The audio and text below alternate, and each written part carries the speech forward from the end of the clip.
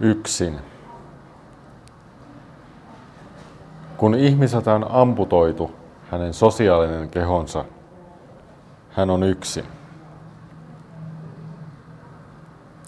Eksistentialistit tai jotkut muut filosofit näkevät tässä eräänlaisen kahtalaisuuden. Ihminen on tavallaan aina pohjimmiltaan yksin, ja juuri siksi hän haluaa olla toisten kanssa.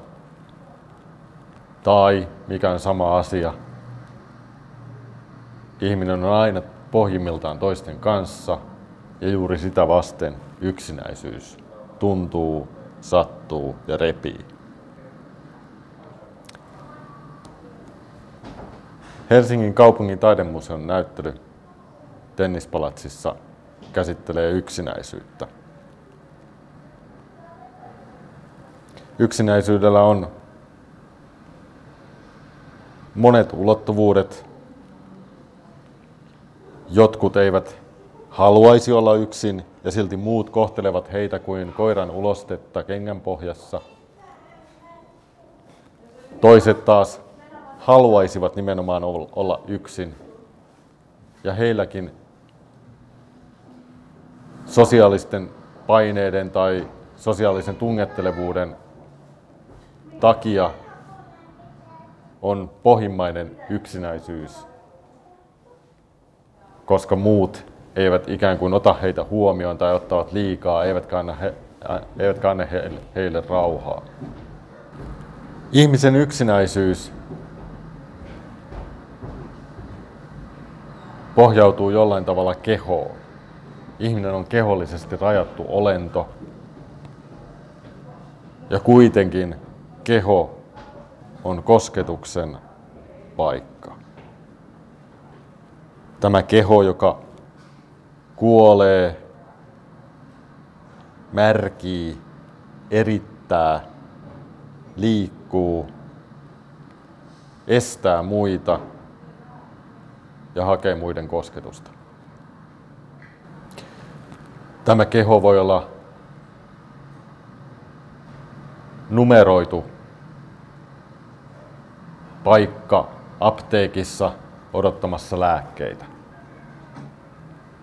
Tämä keho voi olla vitamiinien ja hiilivetyjen kemiaa, vettä, DNAta. DNAn kautta tämä keho voi olla sukulaisuussuhteita, vastuuta vanhemmista ja lapsista. Taide on eräs tapa koskettaa, eräs tapa keskustella, olla keskenään, olla keskeneräinen.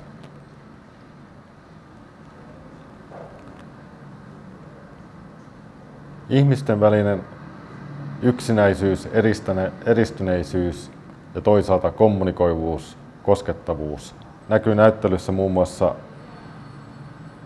Jonna Kinan teoksessa Rekonstruktio, jossa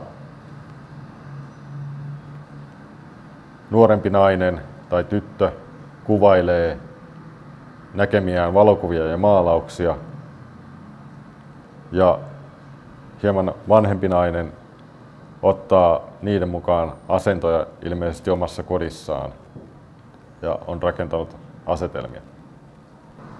Tässä näkyy se, miten yksinäinen hahmo kuvassa rakentaa ympärilleen tarinaa, kun jokin toinen ihminen sitä katsoo. Ja edelleen, miten tämä tarina puolestaan saa meidät kehollisesti asettumaan, kehollisesti tuntemaan ja liikuttumaan toisen ihmisen tarinasta, elämästä ja yksinäisyydestä. Yksinäisyys on tavallaan aina tilallista yksinäisyyttä. Ja monet näyttelyn teokset käsittelevätkin myös sitä, minkälainen tila teoksen ympärillä tai ihmisten kesken aukeaa. Oikeastaan tila vasta tekee yksinäisyyden ja kanssaolemisen mahdollisuuden. Mutta tila ei ole vain fyysistä tilaa, ei vain kehon tilaa, vaan sosiaalista tilaa, sosiaalisten odotusten tilaa, kulttuurin tilaa, merkitysten tilaa ja niin edelleen.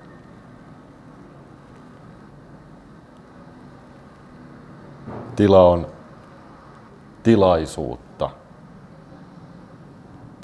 Tila voi olla tilaisuus, johon osallistutaan, tai tilaisuus, joka käytetään hyväksi.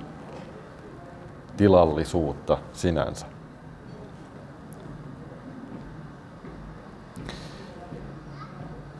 Mutta mitä jos kukaan ei vastaa, kun kysyn, tai kukaan ei kysy kuulumisia? Kukaan ei noteeraa, joku katkaisee välit, toinen puhuu ohi ja muut katsovat lävitsen. Yksin voi olla monella tavalla. Monet niistä tavoista ovat negatiivisia, toiset positiivisia. Ja ehkä juuri tästä moninäyttöinen teos myös kaivaa esille mustaa huumoria. Huumori taas liittää ihmisen jollain tavalla yhteisöllisiin odotuksiin ja monissa teoksissa näkyykin yksilön ja yhteisön tai jopa yhteiskunnan suhde. Yhteiskunnassa voi tulla esille monenlainen yksinäisyys, mutta erityisesti nykyyhteiskunnassa voi ajatella korostuneen toisaalta yksilöllisyyden ja individuaalisuuden ja toisaalta kilpailevuuden niin työpaikoilla kuin parisuhteissa, ystävien kesken, sukulaisissa ja vapaa-ajalla. Myös suhteessa lemmikkeihin.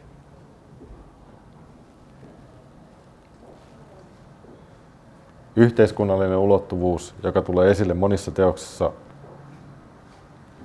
pistää kysymään, olemmeko kuluttajina nimenomaan enemmän yksin kuin mitä muuten olisimme. Kulutammeko toisiamme? Kulutammeko lemmikkieläimiä? Kilpailemmeko paremmasta asemasta? Kuka osaa pelin paremmin kuin toinen? Menestyvätkö vain itsekkäät ihmiset tässä pelissä?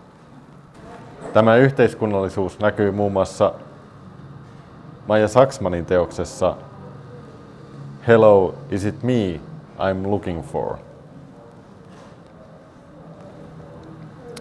Siinä tulee esille ehkä ihmisen yksinäisyys nimenomaan nykyyhteiskunnan ihmisvilinässä. Ja toisaalta ihmisen ikiaikainen tarve löytää joku tai edes itsensä.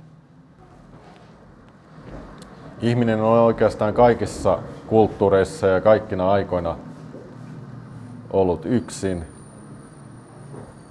Näin on aina ollut ja näin on aina oleva.